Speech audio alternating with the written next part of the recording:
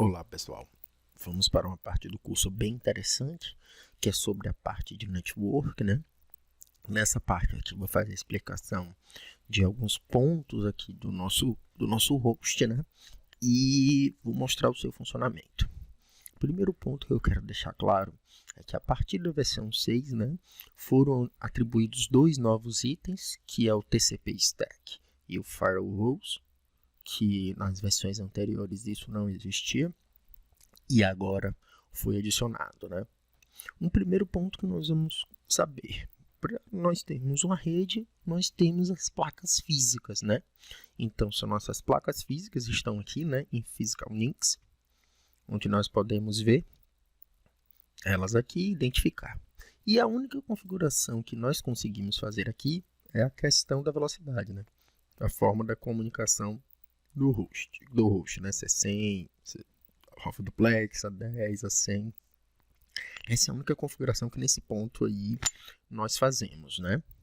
Pronto. Outra parte importante, né, que foi adicionado aqui, que eu gosto de explicar porque acabou mudando um pouco do conceito, é a parte de TCP Stack. O que é o TCP Stack? São segregações da rede para utilizações específicas. Um exemplo. Para a rede de vMotion, ele utiliza uma conexão criptografada com outro host para poder fazer a leva da máquina, né? A troca do host, levando uma máquina para o outro host. Isso é feito de forma criptografada. Então, dentro dessa rede, existem configurações que são diferentes da rede de provisionamento e da rede de stack. Só para fazer uma analogia, quando você configura um adaptador físico para utilizar a rede vMotion, ele, na parte de Firewall, habilita algumas portas, que são elas a porta de VPN, a porta de protocolo seguro. Tudo isso é habilitado no momento que a gente utiliza esse tipo de porta, que é a porta vMotion, né? Que ele habilita para a gente. Além dessa porta, ele habilita ainda outros serviços para a gente. Isso é mais para explicar. A parte de provisionamento é a mesma coisa. Ele habilita portas específicas para isso. A stack default que existe no host é a stack default TCP stack, que é a que fica vinculada ao gerenciamento da rede, né? Então você pode ver que nessa stack a gente já consegue editar ela, né? A gente já pode ver que ele já tem as informações aqui de roteamento, as informações de DNS, nome do host. Tudo isso é feito de forma automática porque, nesse caso, ele está com o DHCP habilitado. Se a gente quisesse editar, a gente poderia selecionar a vmkernel e fazer as configurações necessárias para isso, né? Coloca no host, DHCP, dentre outras informações. Então, essa default aqui é gerenciado sempre pela parte da configuração de rede, né? Então, informações aqui, se for para o DHCP, a gente não pega. Você pode criar um stack customizado para uma determinada rede, mas preferencialmente faça isso usando o vCenter. Não faça isso por linha de comando por ele, que você pode ter alguns problemas sobre isso, né? Então, vamos falar aqui agora um pouco sobre Firewall. Como eu fiz a analogia, né? Ele sempre ativa ou desativa uma porta dependendo do perfil, né, do TCP Stack que foi habilitado. Aqui a gente tem algumas portas por padrão que eu já deixo habilitado para a gente, né? Para a porta de acesso, para a gente fazer o acesso web. E a porta NFC para conexão NFC. O protocolo DHCP, DNS, né, para os clientes utilizarem.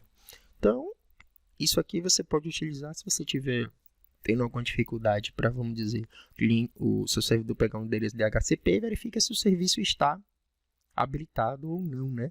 E a gente também pode habilitar ou bloquear ele para determinadas redes.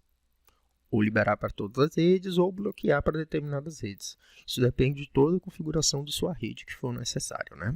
Agora vamos falar um ponto interessante, que tendo as portas físicas, as placas de rede física, temos que atribuir uma função a ela. Então, essa função a gente atribui na parte de VM kernel, que aí eu digo o que ela vai ser. Nesse exemplo aqui, nós temos a VMK0, que ela está vinculada a VMNIC0 para rede de gerenciamento, na stack default, e o serviço que vai rodar nele é o serviço de gerenciamento, né? E o IP dele que está aqui tudo bonitinho. Nós podemos chegar aqui em adicionar uma nova interface, né? Ele vai pedir para criar um novo port group, um novo virtual switch, que eu vou explicar um pouco mais à frente o que é isso, né? Podemos aqui atribuir essa porta, né, por DHCP ou por IP fixo. A gente escolhe aqui para colocar a stack, que ela vai estar sendo utilizada, e o serviço que ela vai rodar, né? A gente pode utilizar aqui. Vamos cancelar. Agora vamos para uma parte importante aqui. Todo host XI ele tem um switch virtual. Faça a analogia como se fosse realmente um switch, que ele tem, né? A gente pode clicar aqui em switch. Ele tem um switch standard, que ele já cria por padrão, que é o vSwitch 0. Você pode clicar. Aí você pode ver quantas portas ele tem disponíveis, que é como se fosse um switch mesmo, né? Que a gente tem a quantidade de portas disponíveis. Só que esse switch standard ele tem uma quantidade maior de porta, né? Então nele a gente pode habilitar o Link Discovery, né?